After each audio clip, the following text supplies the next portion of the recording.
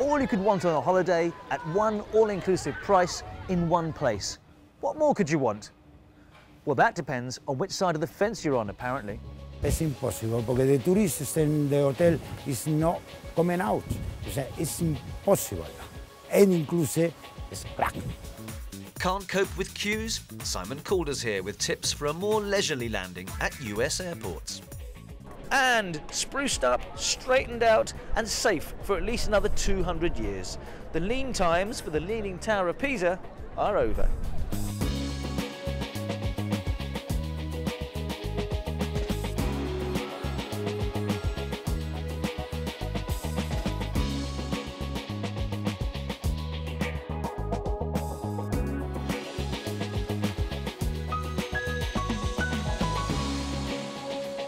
Hello and welcome to Fast Track. I'm Rajan Datar. Right now, I'm on the island of Mallorca, blessed with spectacular scenery, fascinating architecture and unique Mallorcan culture and history. But it's also the birthplace of that phenomenon of mass tourism, the all-inclusive resort, which right now is making a somewhat controversial comeback.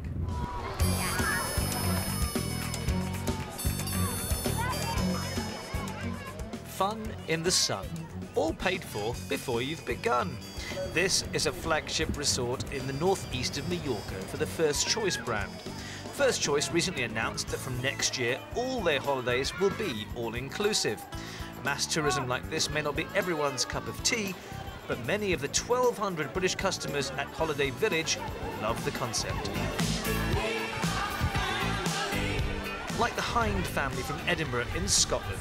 Father Neil, Mother Cheryl, and kids Liam and Luke.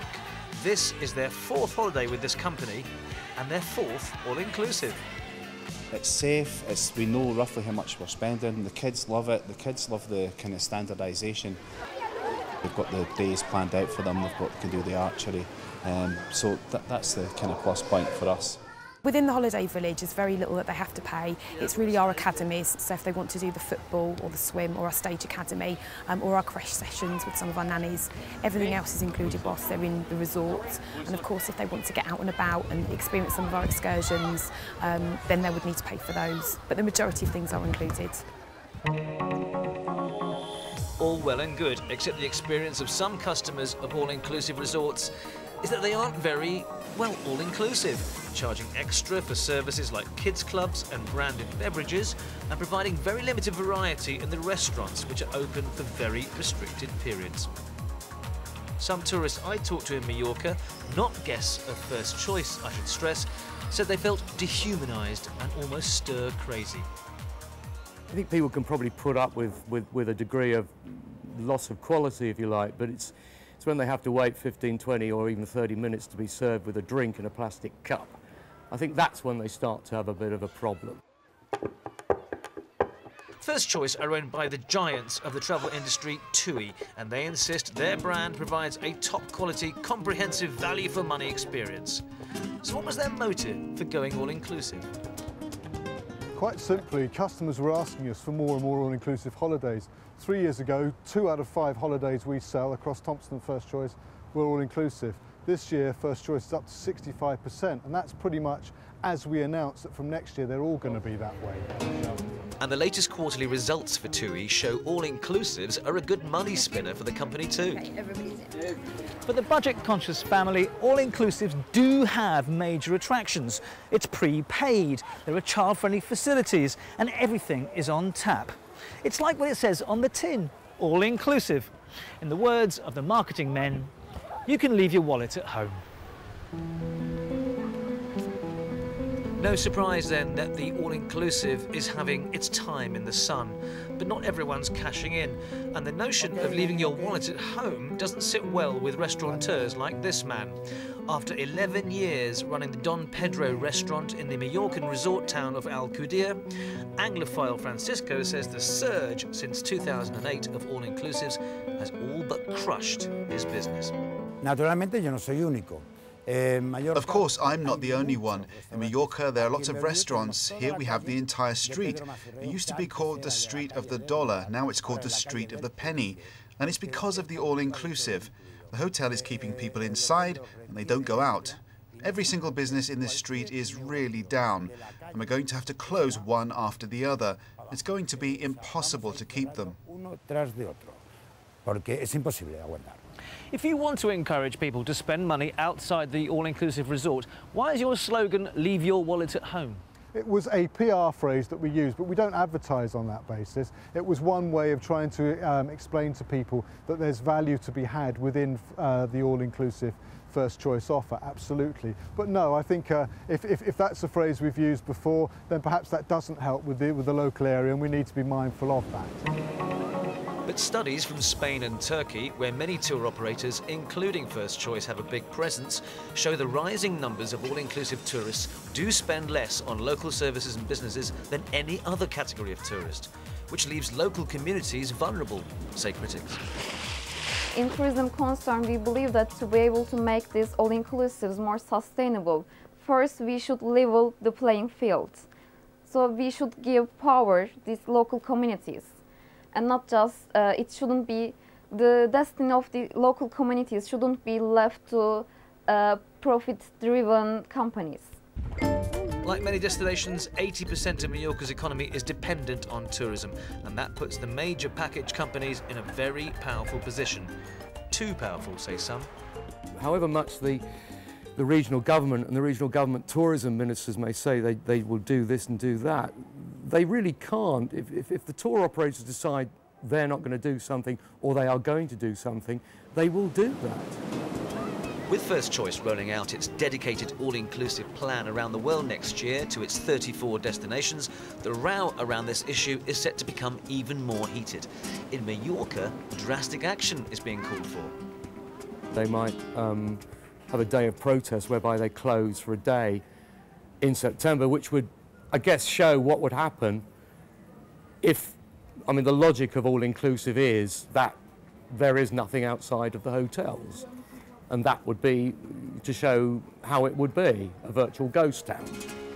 But the all-inclusive brands like First Choice insist they are concerned about sustainability and local communities. We have responsibility in every hotel, with every hotel supplier that we work with, in every community that we find ourselves in. We want to be there for the long term, not just for the fast buck.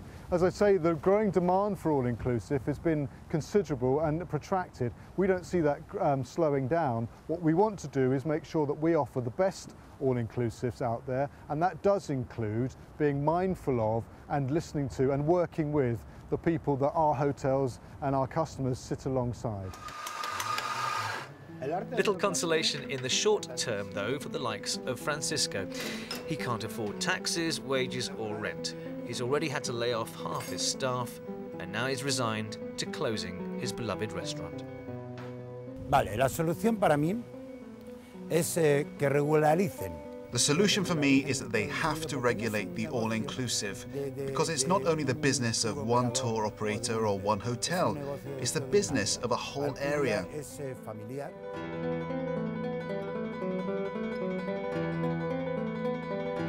Todo incluido en los copos.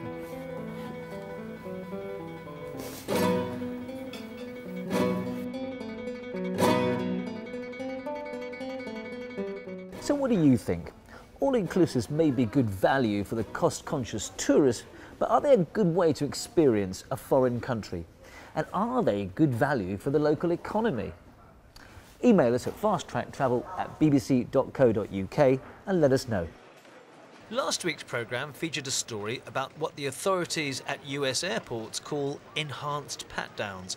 Some people say they're too intrusive, and one woman we spoke to also said she felt assaulted when it happened to her. Well, that story provoked a strong reaction from you. Madeline Percy from Austin in the US writes, Although I agree that these pat-downs are intrusive and disconcerting, I think that it's wrong to describe them as assault. I know I speak for many who find this comparison offensive. And Jack Nelson from the Galapagos Islands agrees. Isn't it time for a little reality check? Terrorists will use any open route for a bomb. If you don't want to be checked, don't fly. I always cooperate and say thank you to the TSA personnel. But we also received emails from people who agree the more thorough body searches are a step too far. People like Meenakshi from Ohio. Conducting a pat-down search in the open is humiliating, sexually violating and disturbing. Something needs to be done about this, because it is not necessary.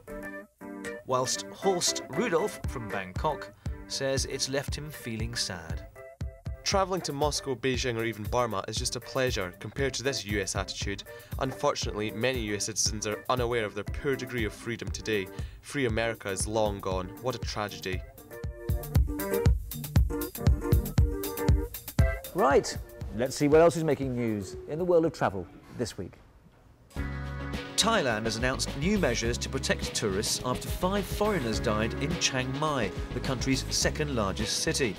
Officials say some of the deaths were probably caused by unidentified pesticides and are closely monitoring the use of chemicals in hotels. Under the new guidelines, hospitals will have to inform the health department of any case of illness amongst tourists. Heavy snow across New Zealand has caused flight delays and partial closures of airports in Christchurch, Queenstown and Dunedin. Experts have called the severe winter weather a once-in-a-50-year event, and people are being advised to take extra care when driving on icy roads. And jet-lagged passengers at Moscow Airport will be able to get some rest in a specially designed sleep box. The pod has bunk beds that can be rented out for short snoozes. Just don't get too comfy and miss your flight.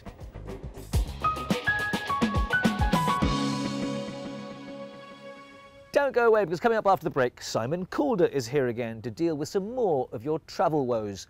And I'll be finding out whether the Leaning Tower of Pisa is still leaning. 1, 2 y 3.